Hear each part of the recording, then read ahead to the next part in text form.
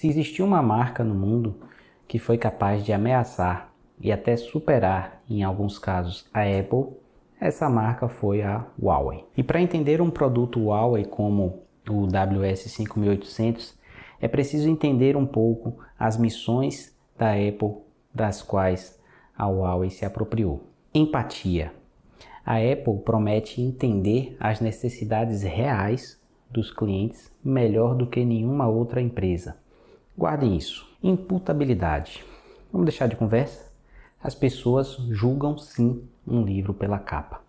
Segundo esse princípio, a primeira impressão, que começa pelo aspecto externo, passa pela apresentação e organização dos objetos dentro da caixa e se concretiza ao pegar o produto em mãos, essa experiência deve ser poderosa o suficiente para que o consumidor só nisso já considere que o produto é premium, ainda que ele possa não ser na prática ou realmente seja. É um fato que os roteadores mesh sempre tiveram um histórico de preço muito superior aos roteadores não mesh quando a gente faz um comparativo em relação ao que eles entregam pelo preço versus ao que roteadores comuns entregam pelo preço. Eu recebi esse conjunto do inscrito Rutherford só para fazer essa análise honesta para vocês. Muito obrigado, Rutherford. E o modelo que eu tenho aqui em mãos é o de duas bases. Esse modelo, hoje, na data do vídeo, está custando mais ou menos 830 a 900 reais. A primeira impressão que eu sei que a maioria já tem é tá caro. E aí a gente tem que começar a pensar no público para o qual esse roteador foi feito. Existe uma idade ou uma fase da vida na qual as pessoas não querem ter absolutamente nenhum trabalho de fazer as coisas funcionarem como elas já deveriam funcionar ao tirar da caixa. Essas pessoas ou esse tipo de pessoa está disposto a pagar a mais para ter o que elas consideram como paz, para que elas não tenham nem que aprender praticamente nada, nem que perder quase nenhum tempo configurando o produto. E eu tenho a convicção de que esse produto da Huawei, ele foi pensado especificamente para esse público, embora ele tenha configurações que consigam atender até o outro tipo de usuário mais exigente em relação a hardware e também com mais conhecimento sobre o que está comprando. Então, considerando que existem dois tipos de público para esse mesmo roteador, para que a análise seja honesta, ela precisa ser dividida em duas partes.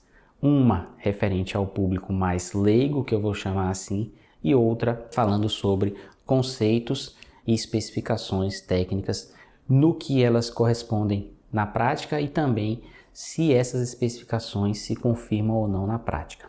Esse é um conjunto de roteadores pensado já de início para funcionar nativamente como mesh. Vocês já devem estar cansados de saber o que é o mesh. Ela visa facilitar a vida de quem quer alcançar maiores velocidades ou maiores sinais ou que tenha problema com velocidades e sinais em casas maiores ou apartamentos também. Tudo isso com uma facilidade de configuração muito maior do que as redes tradicionais usadas até então. Quando você está usando uma rede mesh, a sensação é muito parecida com estar utilizando o seu celular. Você não está preocupado ali se a operadora está com um sinal mais fraco, mais forte. Você vai caminhando pela cidade ou pela casa ou até por estados e o sinal continua lá e você continua podendo fazer ligações, porque a operadora vai trocando a antena mais adequada para onde você está sem que você perceba. Isso ocorre naturalmente. Na rede mesh também é assim, conforme você vai caminhando pela casa e pelas bases, ela vai se conectar para a base que estiver mais próxima de você e você não vai ter aquela quebra para depois se conectar a outra. Eu quero que vocês imaginem um cenário que não é nem um pouco fictício, que é o seguinte: a pessoa chega na loja, olha a caixa desse roteador, acha bonita e resolve levar. Os que resolverem parar para pegar a caixa e ler um pouco do que está escrito ali vão encontrar o seguinte: Tri-Band, uau! Quad-core, uau! NFC, uau! Portas Gigabit, uau! Plug and Play, essa palavra é mágica, hein? Já quero. Tem muito consumidor que funciona assim. A pessoa compra só por causa disso. Chegando em casa, ela abre a caixa e vê aquela apresentação das duas bases muito bonitas, muito organizadas e pensa, esse deve ser um produto premium. Manual em português, para aqueles que temem o inglês e o chinês, carregador grande, cabo longo, grosso.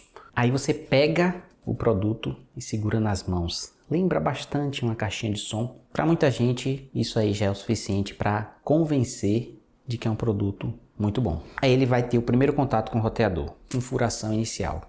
Vamos imaginar tudo isso para o tipo de público que eu acho que o produto foi pensado. Ele olha atrás e para ele são 4 portas iguais, porque esse público ele não tem nem o hábito de parar para ler o que pode estar escrito aqui. Ele coloca na tomada e começa a piscar uma luz vermelha aqui. Essa pessoa que está configurando pela primeira vez, ela não sabe nem o que é WAN e nem o que é LAN, mesmo que ela tivesse lido, parado para ler. Mas eles não param para ler, eles não olham. Mas mesmo que eles tivessem, eles não saberiam o que é WAN e o que é LAN. Então eles só vão pegar o cabo que vem do provedor e vão colocar em qualquer uma dessas portas. Imagina a situação, é isso que vai acontecer para muita gente. Vamos colocar aqui o cabo do provedor em qualquer uma dessas 4 portas. Aí baixa o aplicativo, o Huawei iLife, que está tanto na caixa quanto no manual, se não me engano está no manual, quanto aqui no fundo.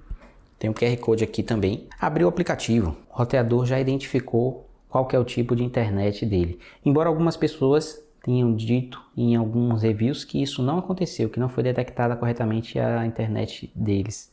Mas o funcionamento padrão desse roteador, como vários outros, é detectar qual é o seu tipo de internet, se é DHCP ou PPoE. Sendo o PPoE, ele já vai jogar no aplicativo direto para você digitar usuário e senha. Não sendo, ele já vai jogar direto para você dizer o nome da rede Wi-Fi que você quer colocar e a senha. Fez isso, a base já vai ficar verde. Opa, estava vermelho, está verde, show. Para ele está funcionando, ele entendeu a mensagem. Aí ele liga a outra tomada na parede, só na parede. Ela vai piscar vermelho e depois vai piscar verde. Está funcionando também. Ah, não está funcionando também não? Tem um botãozinho no meio, com o símbolo do H aqui. É só você apertar em um e depois apertar em outro. Eu mostrei em outro vídeo isso. Ele sincroniza as bases. Vai piscar um pouquinho, depois as duas vão ficar verdes. Mesh configurado. Ah, ainda não tem sinal na casa toda? Esse tipo de consumidor, ele vai comprar mais bases até preencher o sinal todo na casa dele. Essa parte do custo, ele não se importa muito não. Ele prefere isso do que o inconveniente para ele, que seria ter que gastar para chamar um técnico em redes, ou o amigo nerd, ou o sobrinho nerd, para tentar configurar tudo para ele. Tem uma sensação de realização pessoal envolvida nisso, que conta muito. Eu consegui configurar a internet na casa toda, tá pegando na casa toda maravilhosamente bem, melhor até do que na do fulano de tal, que manja tudo de redes e na casa dele não pega tão bem assim. Capta a mensagem. Quantas pessoas pagariam para ter essa facilidade e comodidade? Que pagariam a mais? É muita gente, pessoal. Vocês não têm ideia. E considerando o aspecto visual, que conta pra caramba também para muita gente, muitas vezes também para esse tipo de usuário, as bases são muito bonitas. Não tem como negar.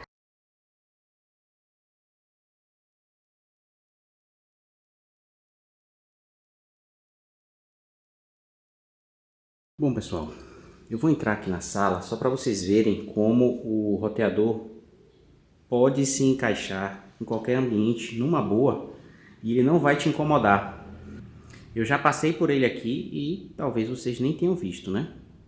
Eu vou lá nele para vocês verem. Então, aqui numa sala, se fosse um roteador daquele cheio de antena, bem chamativo, vocês notariam. Mas eu coloquei ele aqui, ó, nessa estante, lá em cima, ó. A visita, né, ok, conversando e tal. Você acha mesmo que ela perceberia esse roteador lá em cima? que eu desligasse a luz dele. Então esse é um ponto que eu colocaria aqui na minha casa, tá? Num local elevado, muito bom. E aqui, dei o exemplo para vocês, ele tá ali também, ó. E não tá chamando atenção. Então isso é uma das coisas que eu acho que a Huawei mandou muito bem. Tem muita gente que não suporta aqueles roteadores gigantes, cheios de antena, e acaba escondendo ou tentando esconder os roteadores nos piores lugares da casa, o que acaba por degradar bastante a qualidade do sinal de um bom roteador às vezes, só porque a pessoa achou o roteador feio. Eu entendo e falo só porque, mas para muitas pessoas não é só porque. Considerando que a base é bonita e as antenas são internas, não tem como a pessoa colocar a antena posicionada de forma errada. Ele não tem, inclusive, suporte, né, para furação, para ser colocado na parede. Isso é um ponto negativo, mas eu entendo também, dentro da proposta para a qual o produto foi feito, é realmente para ficar em pé e só. E a pessoa não vai querer esconder e não vai ter como colocar de forma errada. Eu tinha falado mais cedo que se a pessoa colocar em qualquer lugar ali, que a pessoa vai colocar o fio em qualquer uma daquelas portas, não tem problema no caso desse, porque ele tem detecção automática de WAN. Então qualquer porta que você colocar, ele vai detectar de qual é o cabo que está vindo lá do provedor e vai considerar aquela porta ali como se fosse a WAN e as outras três como LAN. Então isso aí já é uma coisa que virou meio que tradição, mas estar no Mesh é meio que a prova de leigos. Outra coisa que eu acho bem legal nele e que é outra forma também de auxiliar o público mais leigo é que tem lá no firmware uma opção para você ativar de manter todas as configurações mesmo que você resete o roteador. Parece bobo, mas você não sabe do que uma pessoa é capaz quando a internet dela cai. Muita gente já faz o tradicional tirar e recolocar na tomada, mas diante da internet que não volta, as pessoas fazem de tudo, bagunçam os cabos ali atrás. Ah, deve ser o cabo, tira do lugar. A detecção de WAN vai salvar porque não vai fazer ela errar o lugar do cabo. A questão de manter as configurações. Imagine que você deu um roteador ou um conjunto mesh para o seu pai e sua mãe. Acontece um negócio desse, seu pai vai lá e essa porcaria deve ter desconfigurado. Mete o dedão no reset, desconfigura todinho e ele não faz a menor ideia de como configurar um outro roteador. Se você tem no próprio mesh uma opção de que nem se ele fizer isso a configuração vai embora, é útil pra caramba. Então ele vai somando utilidades meio que para ser um noob proof, né? Uma prova de noob, a prova de leigos, que eu acho que tudo isso no fim das contas meio que justifica o preço para uma parcela da população. Ainda nessa linha eu entendo que o firmware da Huawei ele está faltando uma certa evolução, como eu considerei lá no firmware da Xiaomi, mas ele é bem mais enxuto, ele é mais competente, é mais estável, tá tudo em português, já fica assim quando você coloca pela primeira vez, tanto no app quanto no navegador, mas ele atende justamente essa pobreza de menus que tem como objetivo, acredito eu, impedir que o curioso sem conhecimento futuque e acabe desconfigurando ou estragando alguma função ali do roteador que ele nem sabe o que está fazendo. Então o que ele nem sabe o que está fazendo nem aparece lá para ele. Eu acredito que tenha essa justificativa, porém existem alguns recursos que eu acho que mesmo levando esse público em conta, eles deveriam estar lá. Então a gente tem a atualização automática de firmware, é legal para o leigo.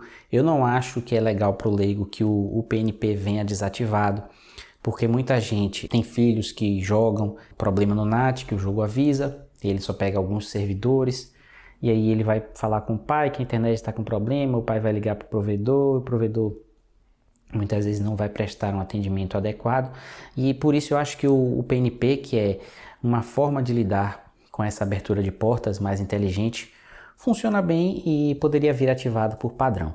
Já o IPv6, ele vem desativado por padrão, ele tem suporte ao IPv6, eu acho correto que os roteadores venham com o IPv6 desativado por padrão, porque os provedores eles têm formas que eles escolhem de prover o acesso ao IPv6. Uma configuração errada no IPv6, ela pode cortar o acesso ao IPv4.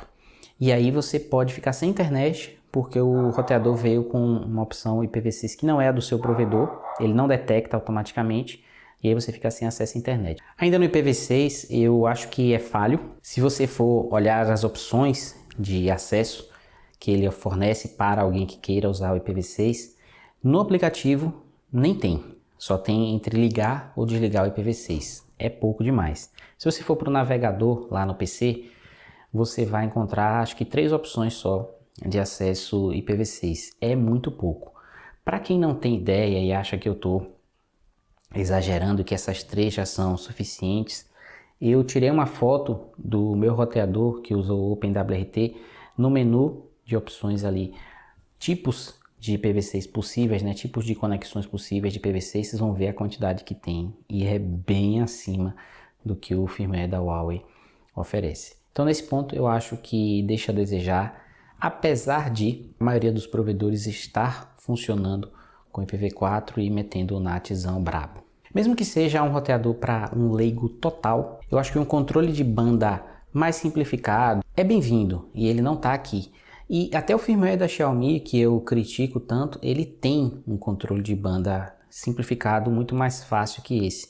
Do que eu estou falando? Uma internet com 300 megas, por exemplo, e ele só quer, quando chegar em casa, clicar ali no controle de banda e alterar de preferência para jogos, que ele liberou o dia todo, para preferência, por exemplo, para vídeos ou preferência para navegação. Então, a internet ela vai ficar balanceada favoravelmente para ele na hora que ele chegar e balanceada favoravelmente para os filhos dele enquanto ele estiver fora de casa. O WS5800 ele não tem isso. Na verdade, outros aparelhos da Huawei não tem isso, né? O firmware ele não fornece esse tipo de controle de banda mais inteligente. Ele é ainda aquele arcaico que você diz para cada dispositivo quanto de download você quer que ele possa puxar e quanto de upload ele possa mandar.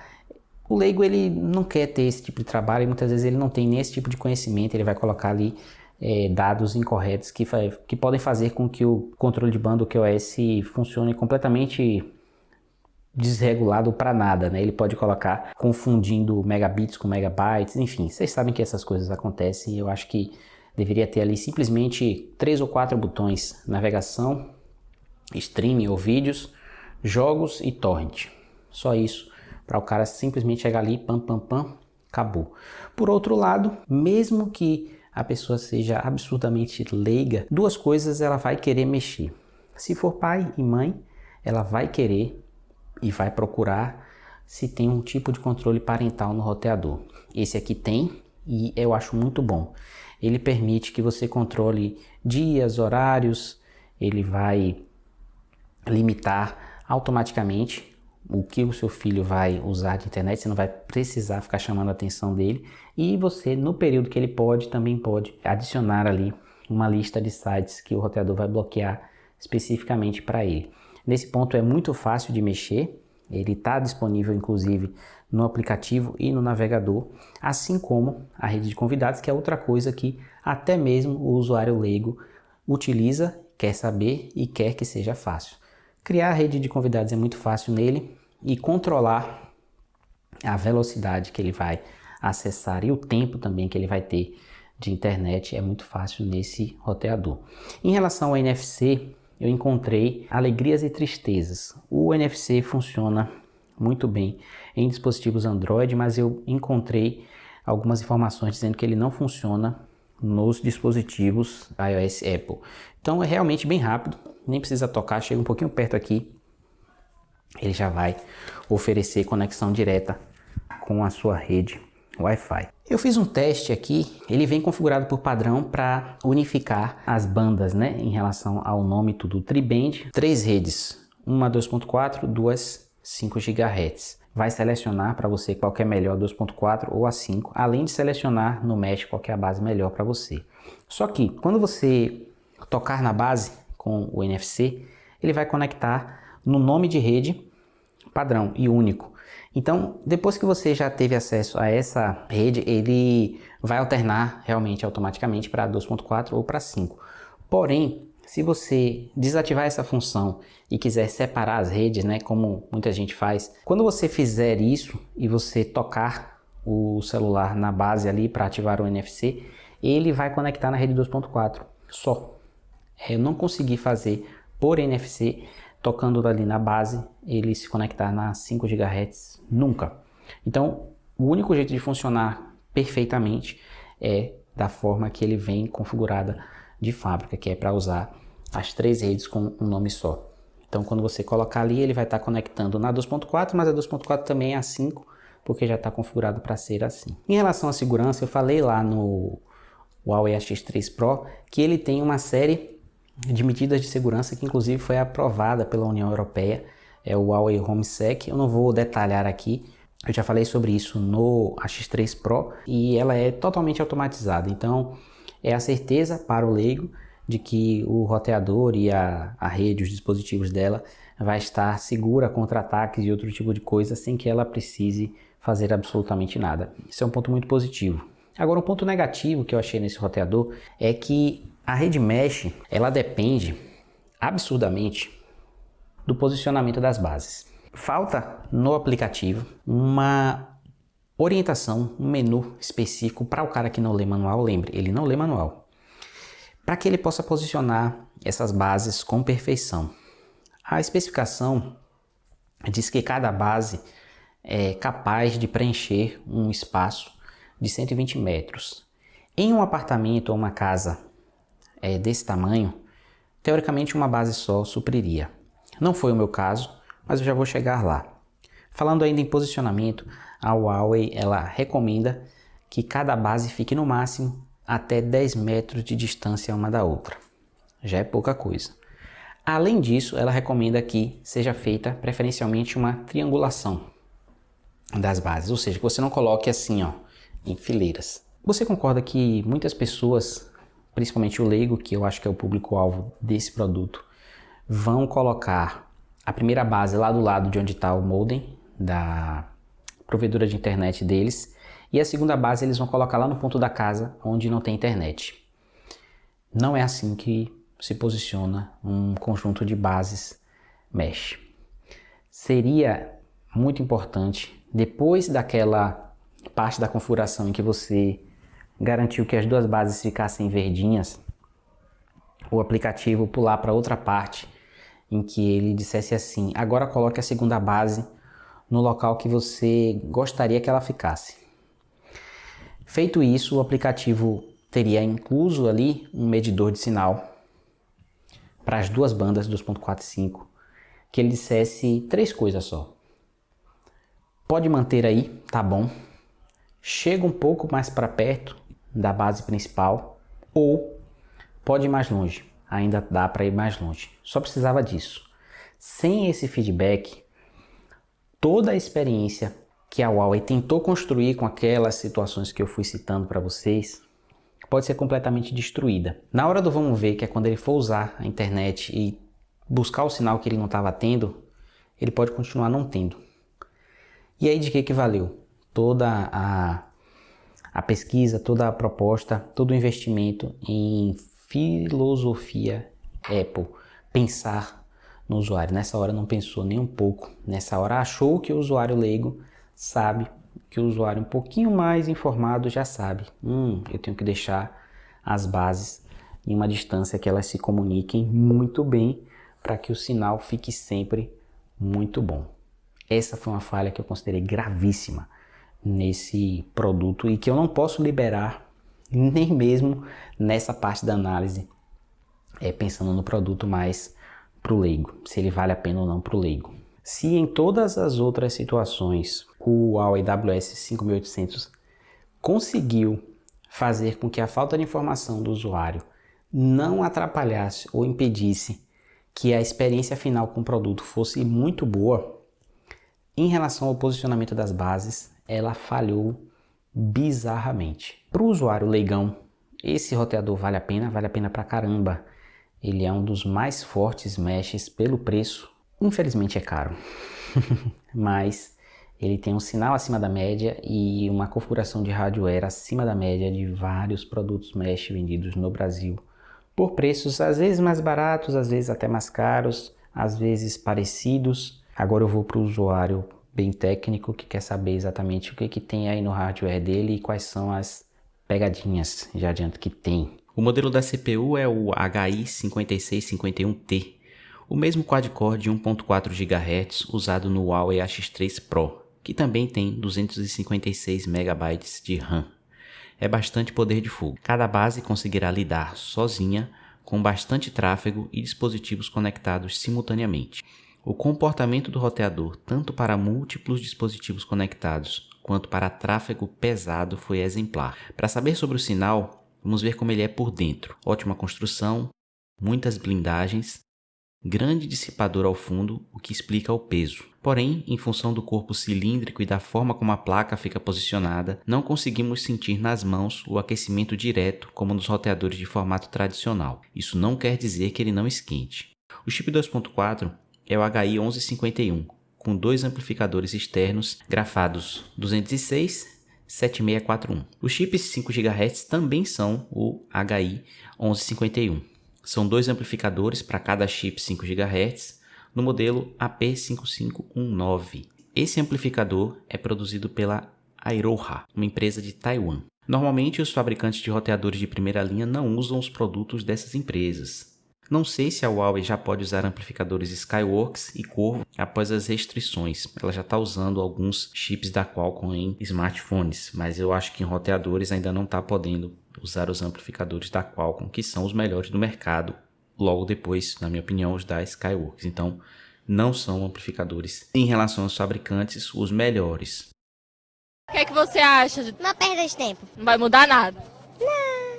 Mas não é só isso. No nível de amplificação, ele é todo diferente do Huawei X3 Pro e é bem inferior. Seria um enorme erro esperar a mesma potência do X3 Pro nesse roteador aqui, mas é o que as pessoas poderiam pensar ao olhar e saber que é o mesmo processador e que são 6 amplificadores de sinal. Se ele perde por esse lado, um mesh triband tem a grande vantagem em relação a montar um mesh com dois roteadores comuns por causa da rede dedicada para a comunicação entre as bases, também chamada de backhaul. Como os nós precisam ficar o tempo todo conversando e também enviando os dados para os dispositivos, ter essa rede dedicada assegura que menos dados se percam e que parte da banda não seja roubada só para essa finalidade. É como se você estivesse em um restaurante chique com sua mulher tocando aquele som bem baixo de fundo. Vocês se entendem com clareza e a música não atrapalha em nada. O mesh dual band é como tentar conversar com alguém no estádio de futebol. O barulho das outras pessoas conversando e gritando faz com que muito do que você diga para outra pessoa se perca. Para mim, todo mesh já tinha que ser triband. Ponto para o WS5800. Esse backhaul também pode ser feito usando fios. Aí você consegue contornar o problema do consumo de banda pelos nós para comunicação se você criar um mesh em roteadores que suportam essa função e não são triband, é só usar o cabo. Mas o WS5800 tem seus defeitos. A banda exclusiva para o backhaul é a de 5 GHz, que tem um alcance menor. Isso já restringe bastante a distância possível entre as bases. Ele é um MIMO 2x2, que está ok. Até pouco tempo atrás, a única forma de ter um mesh era comprando soluções dedicadas como essa. Hoje, os roteadores comuns já estão adicionando no firmware a possibilidade de pareamento por mesh, sem sequer precisar ser o mesmo modelo. Isso me leva a questionar, vale a pena pagar o extra das soluções mesh dedicadas? Do ponto de vista estético na casa e facilidade de configuração para o leigo, sim, para muita gente. Na cobertura de sinal, ele não me decepcionou, mas foi incapaz de me surpreender. Ao dividir minha casa em 3 partes, frente, meio e fundos, o meu roteador atual, um Redmi X6, ainda que não pegue 5 GHz em todos os lugares, entrega internet na casa toda. O Huawei WS5800 não conseguiu isso nem com 2 bases. Mas calma, eu acho que o correto aqui na minha casa seria usar 3 bases. E eu digo por quê. Quando eu posicionei uma base na frente e outra no meio, ele cobriu essas 2 partes com sinal e velocidades maiores que o Redmi sozinho. A mesma coisa aconteceu quando mantive a base no meio e transferi a outra da frente para os fundos. Lá ficou muito melhor do que só com o Redmi. Isso bate exatamente com o que eu contei para vocês sobre terem capado os amplificadores de sinal nele em relação ao X3 Pro. Até onde ele vai bem, mas não vai tão longe quanto um X3 Pro e muito menos como um Redmi X6. O fator preço ainda pesa demais para mim, e sei que não sou o público-alvo desse produto. Por isso, eu acho que soluções mesh nativa não compensam, pelo menos ainda. Ademais, estamos pagando R$ 900 por um conjunto que ainda é Wi-Fi AC e não AX ou Wi-Fi 6, 100 e 160 MHz, com banda total menor, falta da criptografia WPA3 e falta de todas aquelas novidades embarcadas no melhor gerenciamento de interferência e entrega de pacotes que só o Wi-Fi 6 tem. E vocês, o que acham?